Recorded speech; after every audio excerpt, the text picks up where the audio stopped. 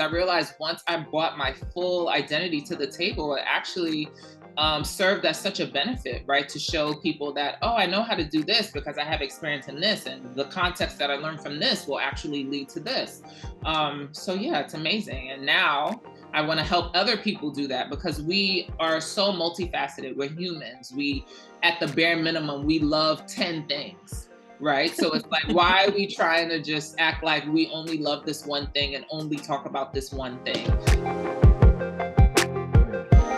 Welcome to No Surprises, a look inside the ambitious, joyful, and occasionally terrifying journey of creators. And oh my goodness, it's episode 10 of season 3. And this is the ultimate, the final of our 3rd season, and also the last one we'll be putting out this year. Yeah, I can't believe that this has been like a whole year of doing the podcast. Is that right? Yeah, we've had 3 seasons in 1 year. So I know. Here we are. And that's the seasons are short, but Wow. you know, we like to change up the theme. Yeah. Yeah. We've had a few. Keeps it moving. We move fast. I really have enjoyed this, and I'm so excited about our guests today because we met at Squarespace Circle Day. Yes. And we met at Squarespace Circle Day, and it was such a delight because, you know, we go into that conference and we're seeing a lot of people that we know and have worked with for years, but this year got to meet lots of new folks. And so I'm very, very excited to introduce everyone to Ashia Amavé.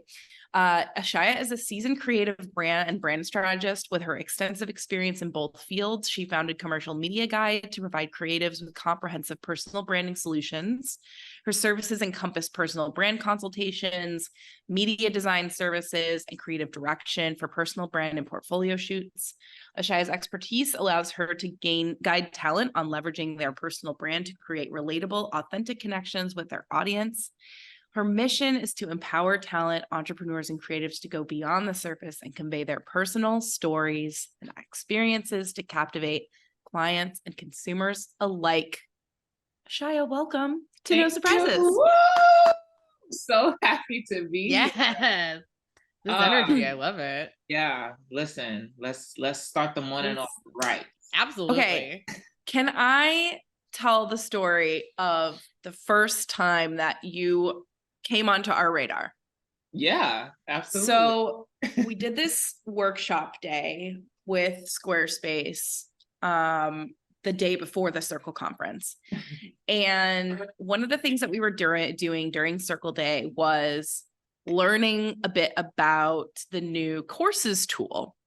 And we like broke up into groups with people we didn't know, and we had to record a course and build a course using the courses tool in like an hour and then share it with people, which is wild. And as I'm telling this story, I can't remember if I'm not allowed to talk about this or not, but I'm going to. So I'm sorry. It's okay. Forgive me. About it. Okay, yeah.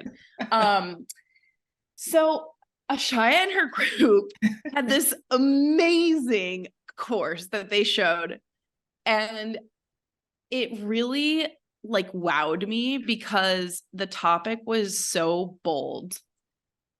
Ashia, will you tell us about this? Because I feel like you can probably explain it better than I can, but it was one of those things that just made everyone in the room go like, I want more. Wow. Yeah, that's awesome. Honestly, this is so funny because we literally just, me and my team members, we just happened to sit next to each other randomly, and we end up being a group of overachievers. And it was so funny. Like we were taking this project so seriously, like, and it was so good because we all mutually were like, we're 100% in, right? And everybody, yeah, opt in, let's go. Yeah, like let's do this. So, it was really cool though, like badass women, shout out to everybody, Ade, Emma, and Nancy. So yeah, it was great because immediately everybody wanted to tap into everybody's strengths. So there was somebody that was like, yeah, I can whip up, copy really fast. Ade is good at marketing. So she was like, I can come up with like some copy to talk about the marketing. Nancy and Emma were really great at design. And they were like, didn't you say you do something in personal brand? They was like, we feel like you can talk really well, like you can be the one on camera. And I was like, okay, great. And being that it was a quick turnaround, I was like, instead of us coming up with something silly that we would have to like really come up with a script, I was like, let me just talk about what I already talk about, which is personal branding. And to not make it so on the nose, we didn't call it personal branding, but it was instead titled like how to develop confidence as an entrepreneur. So yeah, that was fun. And then we had fun with it, which was also cool because I was on camera and I'm also used to these random quick self tapes with modeling. So I was able to just like improv some stuff like for our little course previews. And it was fun. It was just fun to like, I feel like really use all of my skills, right, in that one setting. It was people. I feel like our listeners cool. need to understand that this was they gave us originally 60 minutes to do this. Yeah. 60 minutes, 1 hour. We were all like thinking, I don't know about you. I thought this was going to be an afternoon project. I was like, gorgeous. We're going to go outside. We're going to film al fresco, whatever. And they're like, so we'll meet back here in 1 hour and present our websites. And I without the collective room was like, so the fact that you accomplished this, I think they ended up giving us 90 minutes. They're like, ooh, not everyone's done. It's like engineers watching us try to like build a course for yes. And the Wi-Fi was wonky. So they're like, we didn't anticipate it. And yes. But I loved the topic. And I think it's something that is really hard to come by. Yeah. Of building confidence as a creative. And so I felt like very immediately drawn to want to talk to you more about this. Yeah. And then of course we got a chance to like talk and hear a little bit more of your story. Yeah. And the big question that I asked you over drinks, and we're going to circle around to this after we hear a little bit more about your who you are, what you do. Yeah. Yeah. But my big question was, does developing a personal brand and developing your own competence as a creative help you show up better as a member of a community? And we ended up having a really interesting conversation about it. And then I was like, okay, you have to come on the podcast. We have to talk about this because I think we always think about community in the aggregate, but community is made up of people, and how people show up for each other, I think, can be really dependent on like how secure they feel for themselves. So that is like the crux of what I eventually want to talk about in this. We really took it. We reverse engineered it. We're ending on like the micro instead of the macro. Yeah. And I like Listen, it. You gotta Community see it starts from with the sides. individual. Community starts with individuals. But let's start with you as an individual. You do a lot of really interesting things. You have a really cool journey. Who are you? What do you do? Tell us about you. I like to now refer to myself as a seasoned creative with interest and experience in multiple different fields. What I'm most known for right now, it depends on who I'm speaking to, but I would say my collective audience probably knows me more from my modeling background. Just a quick thing on that. I'm from New York. I'm from Brooklyn, New York. So I always grew up in the city. I always grew up around all these cool, interesting things. And I want to emphasize that because it was always around me. I never even thought that it was kind of out of reach. I figured like I've always been tall, and my mom would ask me like, oh, do you want to pursue modeling? And I was like, right? Like it wasn't like this whole thing of like, this is going to change my life. And right. So I always kind of felt like, oh, this is, it's cool, but it's not what I want to do right now. I had a great childhood. I ran track. I did all these things. I'm an only child. So I loved just trying things, experimenting, all that stuff. So I was really into journalism when I was maybe about like 7th grade. I was part of like a children's newspaper. So I developed that into high school. I know, so cute. Me and my mom talk about it now, like, oh, how cute that I got you involved in that. If you have any photos or PDFs, right? We would love to share one. Yes, please. I need to find those. It was called Children's Press Line. Oh, adorable. But yeah, so I continued that into high school. I was part of my high school newspaper. So I'm building the theme to show like I found my thing. Journalism is my thing. I go to Penn State for journalism, and I had a minor in English. things are great. By the time I graduate, I'm a little disillusioned with the media as far as like, oh, you have to talk about these specific things. It's a top down thing, very succession like. And I was like, oh, I don't know about this. This is also like, I'm 21. You're like, wait, I don't get to write about whatever I want to write about. I have to write about orange nail polish. I'm not saying that's what you did, but that's like truly what it's like. And you're like, oh, or this is what it is. or something so like not really talking about anything just to distract from something else. I was just like, I was, 10 ways to tie your hair, something like that, right? And I was like, I was like, I didn't go to school for this. Like, come on. So by the time I graduate, I kind of transition into marketing because I'm like, what is a field that I can use my journalism background and still, not make it a complete waste. So my first job out of college was I was a 40-hour per week social media intern. How convenient. Oh, yeah. Interesting. Yeah. 40 hours a week, time and full time unpaid. Yeah. No, paid, but of course, because I was like 5 cents. I didn't get any like benefits. Yeah. So, and it was a year. It was a job, right? Like, I think a couple months. It was a job. It was a real job. Social media. That's a job. I will always say to people that like, and this is back in, we're talking about this time period that we're in right now, which is like a while, like, not a while ago, but that's when everyone thought it was just like almost like a side hobby that you could just pick right up. And it's like it's a full ass job. It's a full-time job. It's 40 hours a week. Right. And this was maybe 2013, 2014. So this was like social media is, at the time I was managing for the Body Shop, their social media. So US, Canada, and Mexico. In Mexico. I worked with a translator. I was gonna say your time, yeah. Wow. So, congratulations on your, VP of social media job. Yeah. Like that must have been a great experience for you. Basically, but I learned so much from that job. And I will say I worked with a coordinator, or maybe she was a manager at the time, that she knew that I was doing a job of like a full, like, full real job. And she was so supportive. She was always like helping me to get into different rooms or advocating for me because of the work that I've done. So shout out to Cassie. But yeah, Cassie.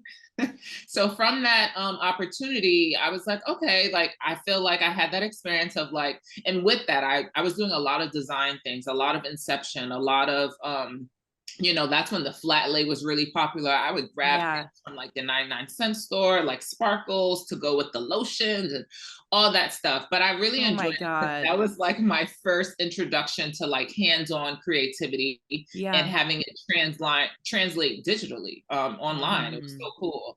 So my next opportunity was, I was still trying to go in that design kind of social media-esque way. However, I had like a little bit of a time crunch because my opportunity was only for a year, and I didn't want to wait right until the end of it because the Body Shop was kind of like also in some hard times, and I knew the intern was going to be first to get cut, right? So I was trying to find I mentioned who's doing the 40-hour job then. Right. Exactly. No, probably. I don't know. Maybe it was just gonna get phased out. Oh boy, I don't want to know. Anyway. Oh, that's what it was. They were getting bought maybe by L'Oreal or something like that. So I think that was gonna be into their thing. But yeah, so limited time. I'm looking for another job. I was going to what is this place called? General Assembly. It's like a tech school. Oh yeah. I was going there. I had took a digital marketing course, and I had met some people in my class. I told them my situation, and she was like, oh, I think I know somebody who I can introduce you to at Hearst Magazines. And, that tapped back into my journalism background. So I was like, okay, sure. So an opportunity comes by. It wasn't as digital and media forward as I would have liked, but it was the opportunity to be an executive assistant for the EVP for Hearst Integrated Media. And essentially what that means is like any of the ads that ran in more than one magazine, it went through essentially like the media department, right? So if they wanted to run an ad in Marie Claire, in Elle, in Cosmo, it went through this department, and they kind of created, there was a whole design team that created these elements. So as the executive assistant, so I took the job. I will tell you that my boss at the time told me, "Are you sure this is for you? You're so creative. You're young. I don't know if this is gonna be like fun for you." But I was just trying to get out that last thing, saw the dollar amount, and was like, "It'll be fine. It'll be fine. I'm in. I think I can do it. I think I can make it work." I was like, "Don't worry about it." But thank you. Thanks for thinking of me. And he was right. The job was so boring. It was so boring. Oh my gosh. Bless his heart. He warned me. He was like, "I told you so." How long did you stay there? Probably literally like a year at the dot. Like I at least wanted to do that. Yeah. But what I want to say is, while I was in that building, I was networking my ass off because I was so bored. I talked to everybody on the floor who was like designing the ads. I was like, okay, what does that look like? What are you using? What tool are you using? How do you like? I was talking to everybody from different magazines, different departments, asking them about what they did. How did they get into this? Why did they like that? Like, my job there was just, especially because my boss was so senior, I basically had the clearance to anybody that I wanted, and I was kind of using it. Yeah, you're like, yeah, this is my own master class. I'm gonna go to this department. I'm gonna shadow this department this week. Or I was like sending emails like, executive assistant of EVP would like to have a meeting with you. That's amazing. I love People would meet me like, so is this just like casual? And I'm like, yeah, it's just, yeah. That is so funny. Talk about capitalizing on it. That's hell yeah. And I used this to even have a meeting with Gayle King, because she worked at Oprah magazine. If you're not doing this, you are losing. If you're not acting like Ashia, you know, as they say, like, act as if. It's like, no. Yeah. Requesting a meeting with Gayle. Yeah. And I was so persistent about it. I was talking to her assistant, and we met, and I was so embarrassed because I didn't know. Now that we had the interview, I was just like, I don't even know what to say. So I kind of, you know, like, what do you talk to Gayle King about? But at the time I was, you know, had this whole thing about me wanting to leave my job, and maybe I want to leave. That was the whole point. I was bored to death. I was like, what would I do? Yeah, I can do anything. This modeling thing that people have been asking me about for years comes back to my mind. And it was more like, what the hell? Like, I've done this thing. I know I can get back to this. Why not? Like, this could be fun. Yeah. And I kind of threw that question to Gayle King, and she said to me, I think you know what you want to do. It sounds like you know. And then the rest of the lunch was just like, okay, so now that that's out the way, like, let's talk. So that was cool. Wow, that's awesome. I love that you were bold and brave enough to look at the resources available to you and then to use them. I think it's very easy to be timid in those moments and not want to like step on any toes or put anyone, you know, like that's a hard muscle to build up, to just see an opportunity and take it.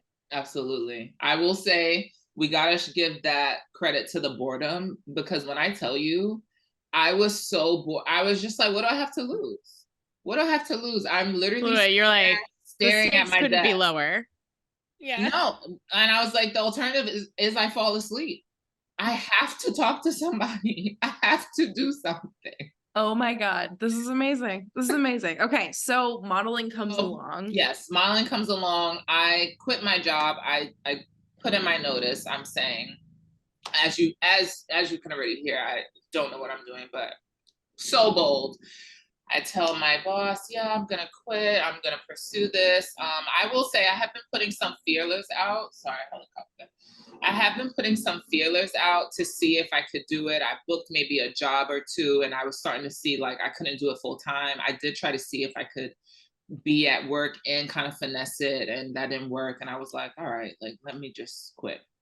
So I quit my job. My first agent actually was somebody from Hearst Magazines who introduced me. Well, let me go back. I was reading when I was reaching out to everybody. I reached out to the booking director of multiple magazines.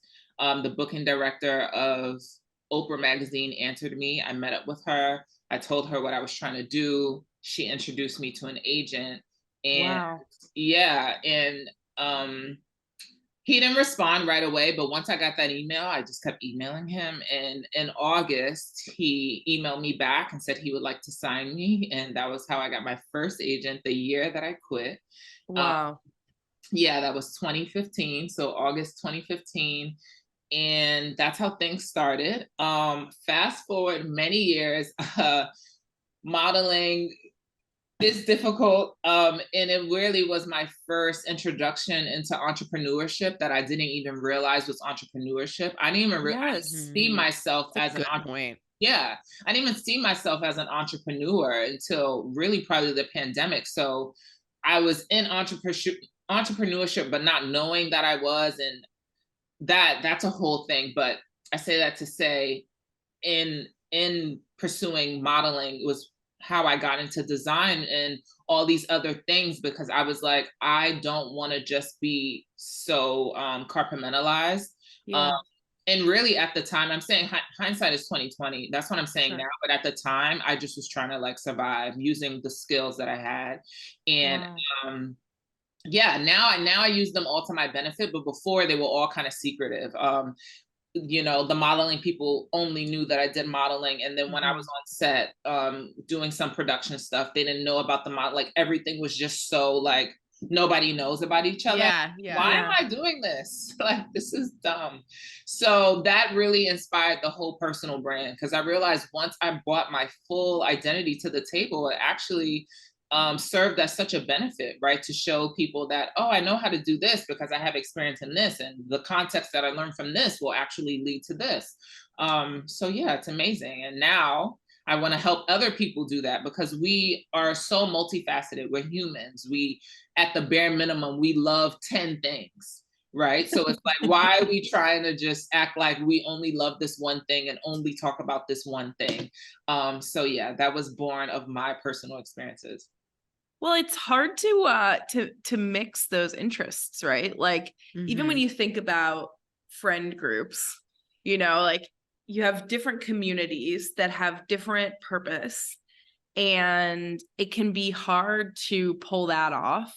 Yeah. Um, what was it like when you got to the point where you were ready to be like very like open about your abilities and skills in those different spaces? Yeah. Were there opportunities that came up from those like, kind of cross community opportunities? Yeah, to be honest, that is something that is very new. I would say I Yeah. just started introducing myself as this full entity of who I am probably like this year. Yeah. And like most things with me, if you notice this a theme, my back was against the wall. I felt like, okay, you have to do Yeah. this. I left my agency last year. Um, and it was now right, I was in full entrepreneurship. It's me representing me. Yeah. I am in control of getting Right. every opportunity, modeling or not. And I was like, I can't afford to be compartmentalized. I need everybody to know what I can do. um, Yeah. so I think really just showing up as a human, saying hi, this is what was going on in my life. I know you know me for this, but I'm actually really good at this, and I can do this, and I can do this. If any of those things speak to you, reach out to me. Like it Love started that. like that. It just started like just very matter of factly. And then I started to get more comfortable talking about, okay, let me show you what I've done with this. Let me show you what I've done with this. Um, And yeah, now I'm like, oh yeah, I could talk about anything interchangeably I because love that. yeah, it just takes some practice, but yeah, that's what got me there. Okay, so I'm seeing some like indicators of this already in our conversation, but I'm curious, kind of coming back to our central idea of how does having a personal brand, how does being confident as a creative help you be a better part of your communities? I'm already hearing that it makes you confident enough to email Gayle King. Yes. Yes. To email anyone and to build a connection with them.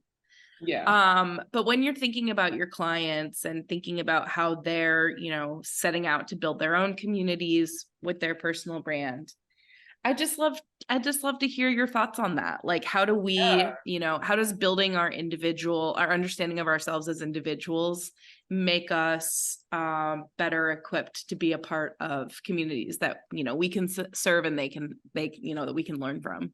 Absolutely. I think first and foremost, it creates an opportunity for connection outside of what people already know. So I like to say, like, think of the example that I like to use is think of like a resume. A resume just says the facts. It's like, I worked at this place, this is how long, this is what I did, right? But when you develop that personal brand or when you create the opportunity to connect, now we can connect on, well, how did you get that job? How did it inspire you? How did you, what was your next job because of that last one? How did you love the people that you work with, if you love them at all, right? And now those personal connections of me saying, oh my gosh, that inspired me to go into graphic design. And then immediately you can say, what, you're into graphic design? I have been into graphic design and I've been doing this for such and such, right? But now we're really connecting. It's not just the company that we work for or the experience that we have. We made a real point of connection on something that we both love, we both enjoy. So I feel like when you tap into your personal brand, you are removing back those layers, right? Those kind of, I'm doing this. Like, think of just like really like a photo, right? A photo that people can kind of maybe assume some things about you. But when you develop a personal brand, you are telling your audience, here's what I enjoy, here's what I love, here's what inspires me. And they can connect, right? It's like, because they know you as whatever the thing, whatever this picture is, they know you as that. But now you're bringing some other elements that they might not have known to the table. And now, like I said, there's mutual connection based on something real, not just an idea of who someone is or what their title is or what they do for work or, so. Yeah. Yeah. It's really cool. I mean, it gives you texture, right? Yes. Like it gives you something to connect with, hold on to. I like to say your personal brand is your story with context. Ooh, I like that. that. That's very lovely. Yeah. Wow. That's like a good soundbite for this. Yeah. Okay, so what's your like dream, community to serve when you think about your ideal clients, when you think about the people you most want to work with, the people that you think you're best, positioned to help? Who are those people? Who are those clients? What do they look like? This is hard, but I'm gonna give the cliche answer and really say like everybody, because everybody has a personal brand. Like I feel like no matter who you are, but definitely creatives and entrepreneurs, like that's totally my sweet spot because that's where I am. Totally creatives, because although we have this title as creatives, we are still creative, but still like as a monolith, right? I'm the creative photographer, I'm the creative model, I'm the creative director. And it's like there's so many elements that you can be talking about that make you a more dynamic whatever thing that you are, right? And like let's talk about that. I want to see that. One of the directors that I followed the other day, he talked about how his son loved Ritz crackers, and the son was like, well, why can't we just make them? And he shared that, and I love him. I love that story. That was amazing. I was like, I love to see that you have these moments with your son. And does that technically make him a better director? Probably not, but it gave me that personal connection, right? It influenced how I see him in my head. I bet you if somebody was like, hey, do you have a director? He's going to be at the top of my mind because he made a personal connection to me, on top of his skill, right? Yeah. So I think there's so much there. I think creatives could really tap in to who they are on a larger level. And then specifically entrepreneurs, especially if they're selling anything, they really you're really selling like your story, right? Of course, whatever product that you're selling, of course, but it's like, I want to know, how did you even get into this? Why are you doing it? Was it difficult? What were the things that you were doing before that? I love to hear that. I love for somebody to tell me like, oh yeah, I have this cake company, but before I used to like work as a marketer. I love that stuff because I'm like, I know the big gap from being a marketer to now being an entrepreneur. So I want to fill me in, tell me the details. So yeah, that's my ideal audience. How do you coach people through fears of competition? Like, you're coming at this from a really competitive environment, right? I mean, one thing that I think about entrepreneurs is they're fairly community-oriented folks, but I imagine modeling has got to be really tough. And then when you get into working with creatives to define their personal brand, there's probably that fear of like other people being better or going out for the same jobs. And I imagine that is a big part of confidence. So I'm curious how you talk to people about competition in those spaces. Yeah, I mean, again, another cliche, but there is no competition because no one is you. Right? You're selling yourself. You're not, there's competition when you're selling your resume, when it's who went to the better school, who worked for the better client, right? When you're going by those metrics, it's hard to do. Great perspective shift. But it's like, you can't compete with me and I can't compete with you. Like, there's nothing I can do to have that experience of, it's just, it's literally apples to I would say apples to steak, not even apples to oranges. It's like not even apples to oranges. Apples to it's steak. so different. Completely different food groups. Yeah. It's just, so it is. Yeah. I tell people like, like really focus on yourself and your story. You won't have to worry about anybody else, because even people in the fields that let's just say, if I love makeup tutorials, I love these different people for different reasons. I love the way that she talks while she's doing her makeup. I love the way that she gives it more color and design and blah, blah, right? Even though these people are technically all doing the same thing, it's just different. So yeah, that's such a good perspective. And I'm sure that's like also a very strong argument for defining your personal brand, is the more that you are clearly and very strongly you, the more you are an individual and not a part of, this blanket group of people who build websites, these blanket group of people. So figuring out what it is that you do that makes you special, what it is that makes your perspective unique, makes that feeling of competition. Yeah. And then if someone says no, it's like, okay, well, this is like, not a fit for you based on factors. It's not, even if they use someone else, it doesn't matter, because it wasn't a fit. Literally. Yeah. I love it. Well, I am so grateful that you are now a part of our community and that we got to meet at Circle Day. Thank you. Mallory and I try to make it to New York a couple of times a year. So the next time we're there, we'll have to try and meet up, and maybe you can show us some of your favorite spots. Yes. I was trying to give you a list before, so totally. I know. Oh yeah. Let's look it up. I'm always like on the hunt for like vetted spots of people I know. Those are my favorite recommendations. Doesn't need to be the hot spot. That's not what I'm looking for. I'm looking for your personal, like, what is your bodega and what are you ordering? Okay. That's what I want to know. You got it. Thank you so much for joining us today. It was the best. Absolutely. Yes. Thank you so much for having me and giving me a platform to share my personal brand. Of course. I love that. Ashia, it's been wonderful having you as our final guest in season 3. But you can still subscribe to No Surprises wherever you get your podcast. You can also watch us on YouTube. Our website is weekofthewebsite.com. And you can also find us on Instagram at weekofthewebsite. And here we are we will be breaking until the new year for season 4. Do I know what season 4 season is? Yes. Am I going to say that right now? No, but I will say that next year's seasons will have a overarching story arc, and it's going to be very, very exciting. And so we cannot wait to invite you back for more No Surprises. And Kels, I'm even wondering if you know what the season 4 theme is. I understand that we're making a strong pivot to a recipe-based mystery podcast where each week we dig deep into some true crime while also making key lime pie. Got me. Perfect. It's like Only Murders in the Building. Mallory, Anyway, can I ask you one quick that. question before Yeah. we wrap up? Please. Is that a papaya sculpture over your right shoulder? A papaya sculpture. What is the red This? thing sitting? Yeah, what is that? Oh, it's my tennis racket. It's my tennis racket.